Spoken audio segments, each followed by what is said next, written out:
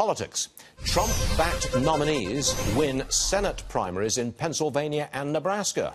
There's a headline. Joining us, Charlie Kirk, Turning Point USA kind of guy.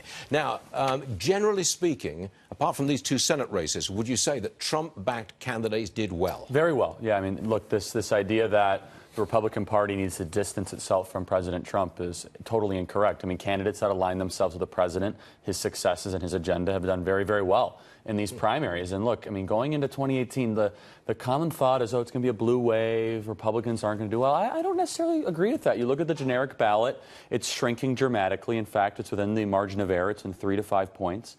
And back in 2016, the Republicans were supposed to, be about 2.5, 3 points down on the generic, and they actually did better than people think. I think this November is going to surprise a lot of people. Yeah, conventional wisdom, as it stands now, is that the Democrats take the House. That's correct. But you're questioning that. I'm questioning it greatly because, look, this president has achieved so much. If this president was a Democrat, the media would be heralding him as one of the most successful, accomplished presidents in U.S. history, from denuclearization to the deregulation to the tax cut, you name it. Okay. Now, here's something I really want to talk to you about. Because you've been, I don't know whether you've been invited to speak, but you are going to speak at Stanford University. That's correct. With Candace Owens. She's a superstar, isn't she? Yeah, and this is California. You are a conservative. That's right. Candace is a conservative. Well, I'll tell you what. So Candace and I, this will now be the big three. We spoke at UC Berkeley.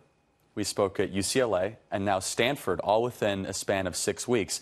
It's quite interesting. Wow. UC Berkeley was, it was a little bit of back and forth. UCLA was a mess, and that's where Candace Owens got her famous viral moment that kind of launched her in the whole Kanye West thing. Yes. But with Stanford, I'll tell you what, the amount of hurdles and obstacles that the administration has thrown at us, the fees, the change of locations, they're afraid of conservatives coming on campus. And they're afraid of conservative speakers coming on campus. And I kind of challenge them. I say, if our ideas were so bad, let us come on campus and no one will show up. But wait a second. Are they afraid of your ideas, or are they afraid of violence, which your ideas will probably meet with? Look, I think they're pandering to the activists when they use that as an excuse.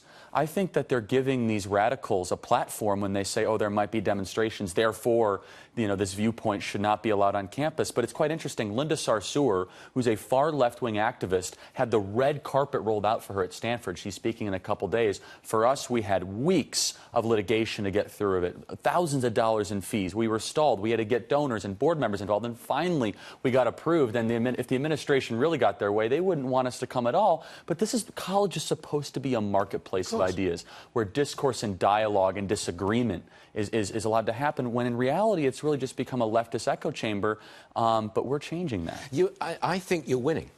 I really do. We've been on the air for several years now, and one of the stories we've always covered is this extraordinary leftist propaganda which just emanates from our universities. Across the board, that's true. They get free rein. I thought they completely suppressed conservative thought. But you are making significant inroads. We really are. And like you said, it's been years and years of doing this type of work through digital media. And, you've obviously given us a great platform of covering these stories. But there is a not-so-silent majority now on college campuses of students that identify with a more conservative, libertarian viewpoint. We are packing up these lecture halls. Our chapters are growing at a record rate. And it's almost become the rebellious, punk rock, fun thing to be because, look, I mean, who wants to be a leftist on a college campus? It's kind of, they don't believe in any genders. They don't believe in free markets. They don't believe in personal responsibility. We're the rebels. We're the ones that are the cool kids again, and they're the ones that are the conformists. And I'll tell you what, there's a revolution brewing, and we're going to win. 2044, ladies and gentlemen, the president. All right. Thanks very much for joining us, John.